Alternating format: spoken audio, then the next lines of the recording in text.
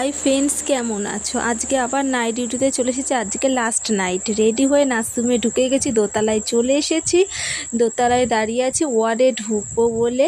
এখন ঢুকে গেছি ওয়ার্ডে। হ্যান্ডওভার নেওয়া হয়ে গেছে। হ্যান্ডওভার নিয়ে চেঞ্জ করা হয়ে গেছে। পেশেন্টের কাজ কমপ্লিট হয়ে গেছে। পেশেন্টরা এখন ঘুমাচ্ছে। রাত হয়ে গেছে। মেডিসিন খেয়ে পেশেন্টগুলো সব ঘুমাচ্ছে। আমরা দুজনা দাঁড়িয়ে আছি। দাঁড়িয়ে থেকে একটু গল্প করছিলাম। রাত 11টা বেজে গেছে। এখনও কাজ করতে পারিনি। ওখানে ও কাজ করছে, আমি এদিকে কাজ করছি।